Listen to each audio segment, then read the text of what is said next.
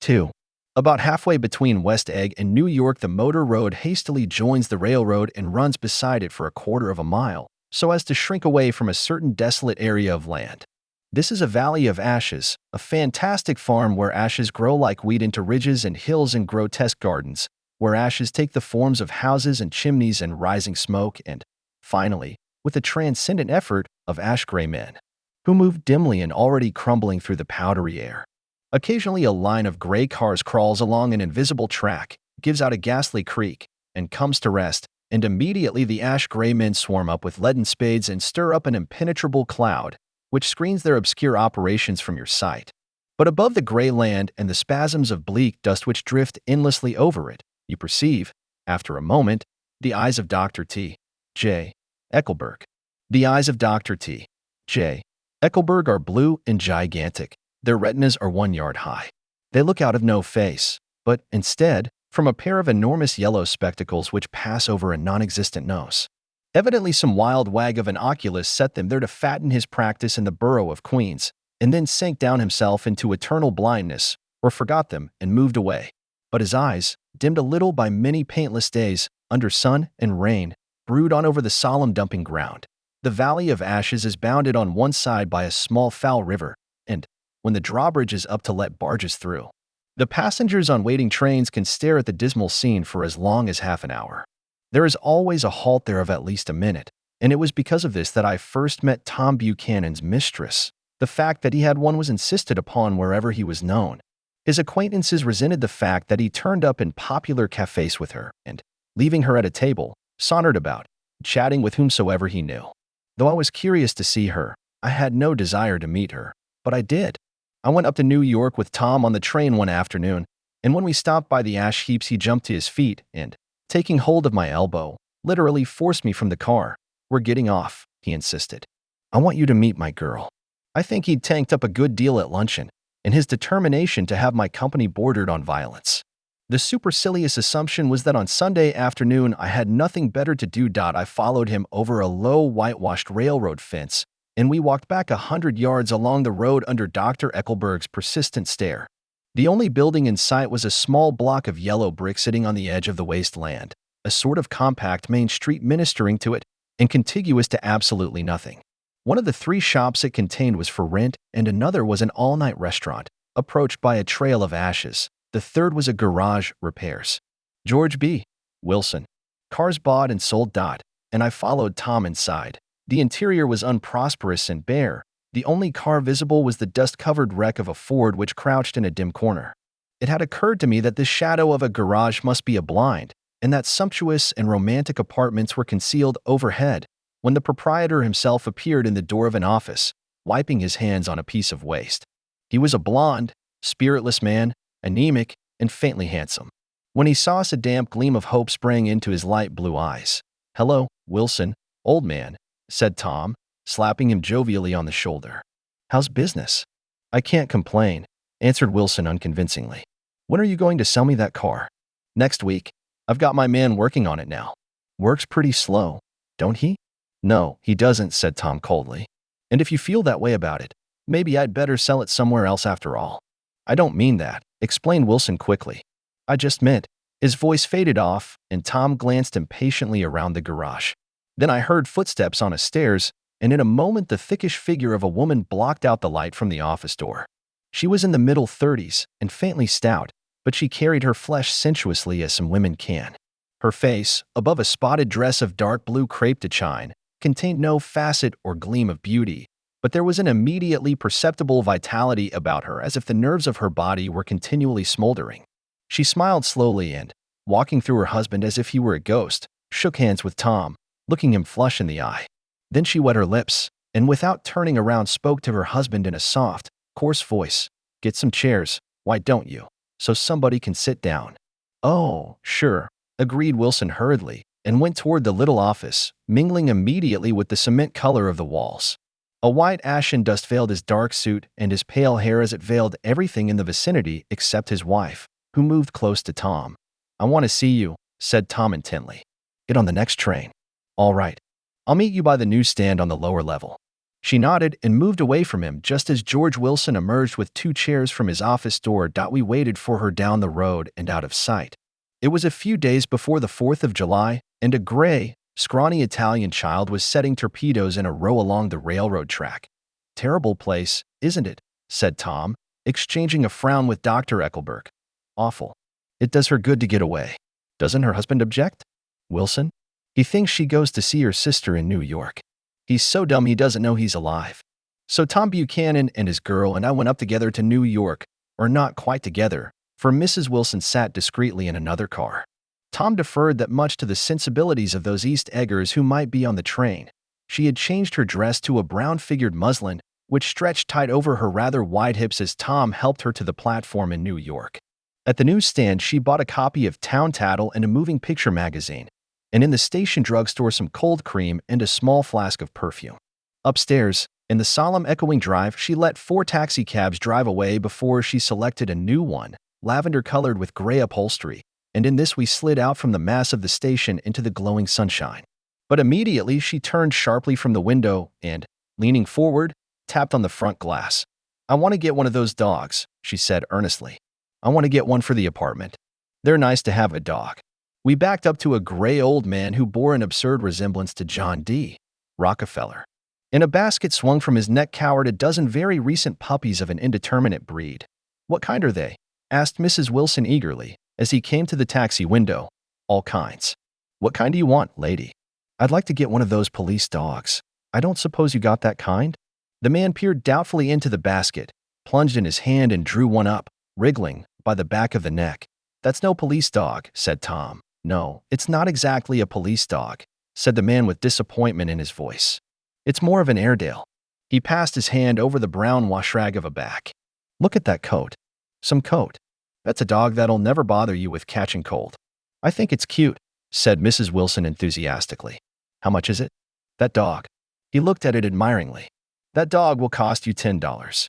The Airedale, undoubtedly there was an Airedale concerned in it somewhere, though its feet were startlingly white, changed hands and settled down into Mrs. Wilson's lap, where she fondled the weatherproof coat with rapture. "Is it a boy or a girl?" she asked delicately. That dog's a boy." "It's a bitch," said Tom decisively. "Here's your money. Go and buy 10 more dogs with it." We drove over to Fifth Avenue, warm and soft, almost pastoral, on the summer Sunday afternoon. I wouldn't have been surprised to see a great flock of white sheep turn the corner. "Hold on," I said. "I have to leave you here." "No, you don't," interposed Tom quickly. "Myrtle'll be hurt if you don't come up to the apartment." "Won't you, Myrtle?" "Come on," she urged. "I'll telephone my sister Catherine. She's said to be very beautiful by people who ought to know." "Well, I'd like to, but—" We went on, cutting back again over the park toward the West Hundreds. At 158th Street, the cab stopped at one slice in a long white cake of apartment houses. Throwing a regal homecoming glance around the neighborhood, Mrs. Wilson gathered up her dog and her other purchases and went haughtily in. "I'm going to have the McKees come up," she announced as we rose in the elevator. And, of course, I got to call up my sister, too. The apartment was on the top floor, a small living room, a small dining room, a small bedroom, and a bath. The living room was crowded to the doors with a set of tapestried furniture entirely too large for it, so that to move about was to stumble continually over scenes of ladies swinging in the gardens of Versailles. The only picture was an over-enlarged photograph, apparently a hen sitting on a blurred rock. Looked at from a distance, however, the hen resolved itself into a bonnet, and the countenance of a stout old lady beamed down into the room. Several old copies of Town Tattle lay on the table together with a copy of Simon Called Peter and some of the small scandal magazines of Broadway. Mrs. Wilson was first concerned with the dog. A reluctant elevator boy went for a box full of straw and some milk, to which he added on his own initiative a tin of large, hard dog biscuits, one of which decomposed apathetically in the saucer of milk all afternoon. Meanwhile, Tom brought out a bottle of whiskey from a locked bureau door. "I have been drunk just twice in my life, and the second time was that afternoon, so everything that happened has a dim, hazy cast over it." Although until after 8 o'clock the apartment was full of cheerful sun. Sitting on Tom's lap, Mrs. Wilson called up several people on the telephone. Then there were no cigarettes, and I went out to buy some at the drugstore on the corner. When I came back, they had both disappeared, so I sat down discreetly in the living room and read a chapter of Simon Called Peter. Either it was terrible stuff, or the whiskey distorted things. because it didn't make any sense to me, just as Tom and Myrtle. After the first drink, Mrs. Wilson and I called each other by our first names, reappeared, company commenced to arrive at the apartment door.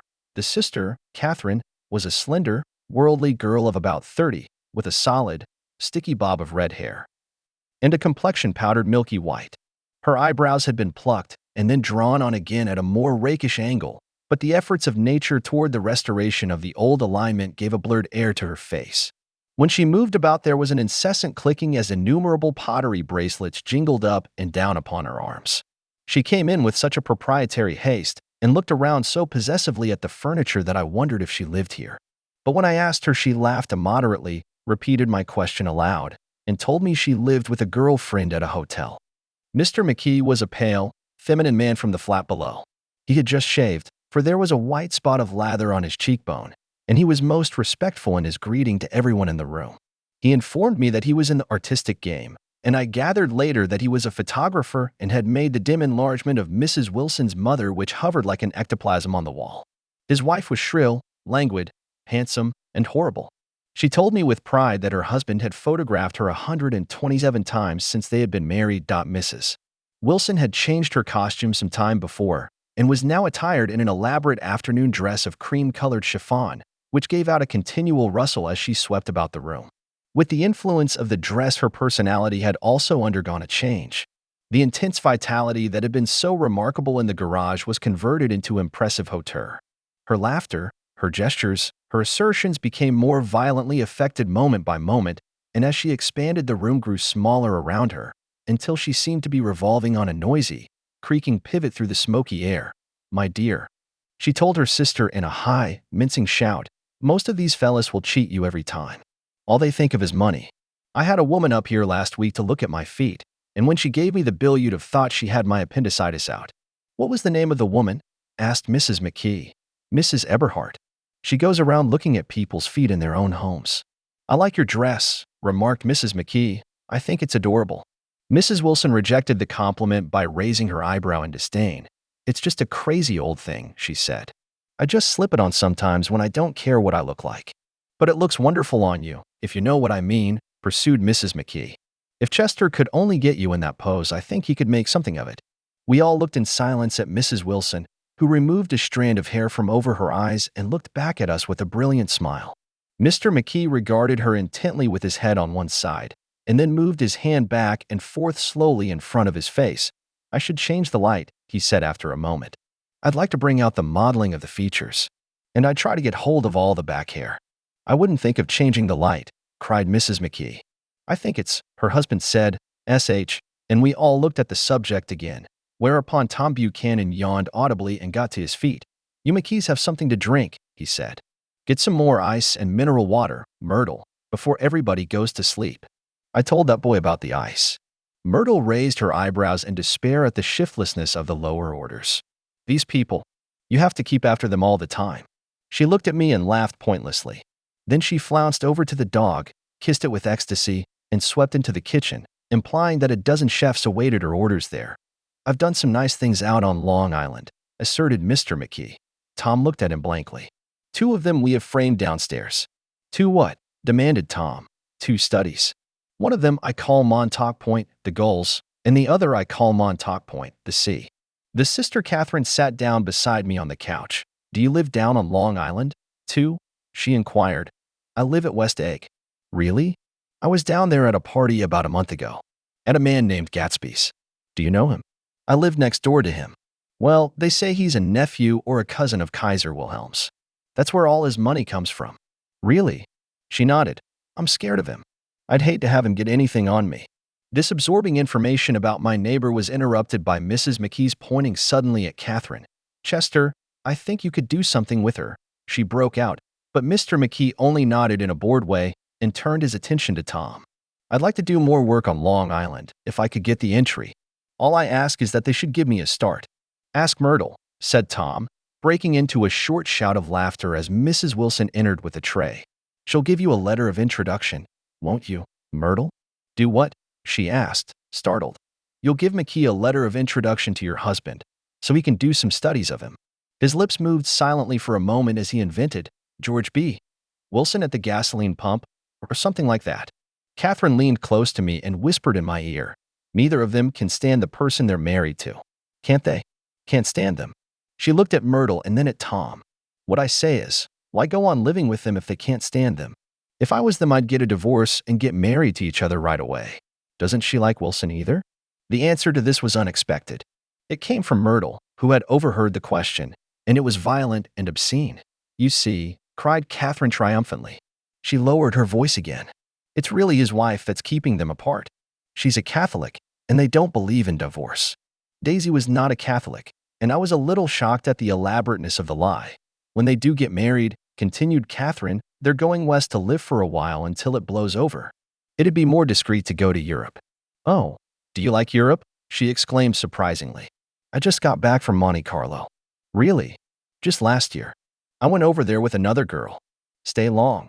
"No, we just went to Monte Carlo and back. We went by way of Marseilles. We had over $1,200 when we started, but we got gypped out of it all in 2 days in the private rooms. We had an awful time getting back, I can tell you. God, how I hated that town."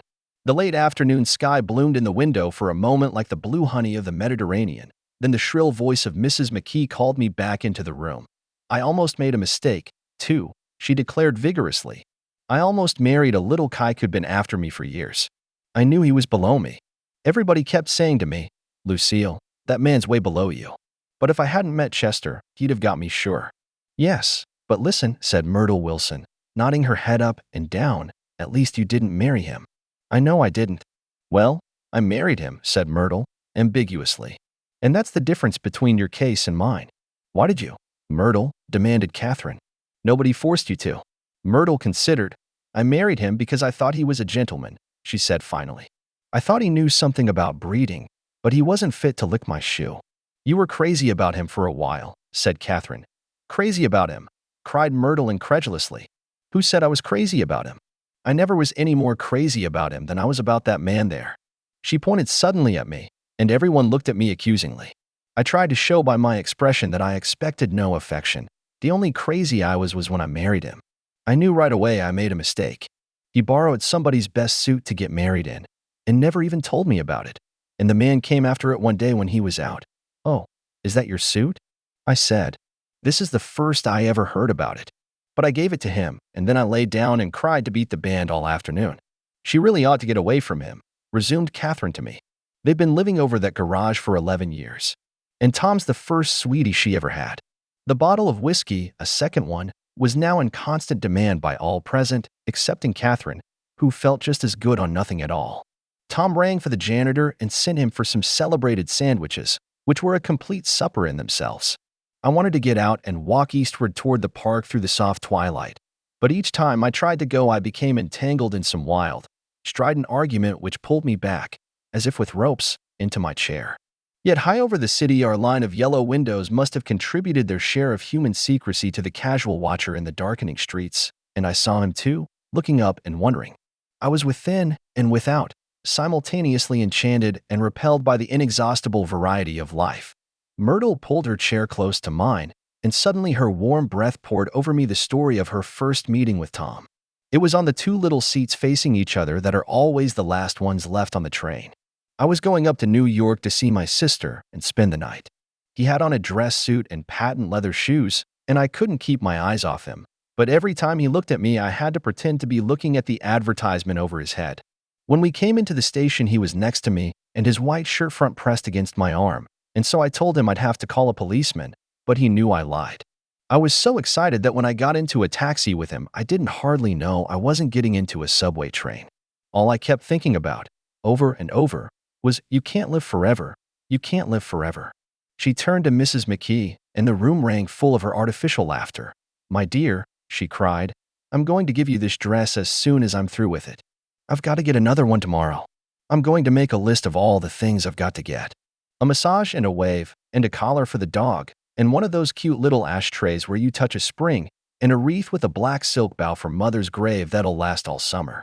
I got to write down a list so I won't forget all the things I got to do. It was 9 o'clock. Almost immediately afterward, I looked at my watch and found it was 10.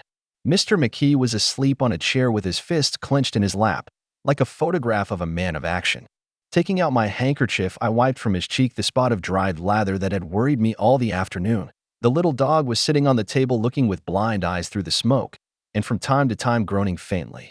People disappeared, reappeared, made plans to go somewhere, and then lost each other, searched for each other, found each other a few feet away. Sometime toward midnight, Tom Buchanan and Mrs. Wilson stood face to face discussing, in impassioned voices, whether Mrs. Wilson had any right to mention Daisy's name. Daisy, Daisy, Daisy, shouted Mrs. Wilson. I'll say it whenever I want to. Daisy. Making a short, deft movement. Tom Buchanan broke her nose with his open hand. Then there were bloody towels upon the bathroom floor, and women's voices scolding, and high over the confusion a long, broken wail of pain. Mr. McKee awoke from his doze and started in a daze toward the door. When he had gone halfway, he turned around and stared at the scene, his wife and Catherine scolding and consoling as they stumbled here and there among the crowded furniture with articles of aid, and the despairing figure on the couch, bleeding fluently, and trying to spread a copy of Town Tattle over the tapestry scenes of Versailles. Then Mr. McKee turned and continued on out the door. Taking my hat from the chandelier, I followed. Come to lunch someday, he suggested, as we groaned down in the elevator. Where? Anywhere. Keep your hands off the lever, snapped the elevator boy. I beg your pardon, said Mr. McKee with dignity. I didn't know I was touching it. All right, I agreed. I'll be glad to. I was standing beside his bed, and he was sitting up between the sheets, clad in his underwear, with a great portfolio in his hands. Beauty and the Beast. Loneliness. Old Grocery Horse. Brook-Inn Bridge. Then I was lying half asleep in the cold lower level of the Pennsylvania station, staring at the Morning Tribune and waiting for the 4 o'clock train.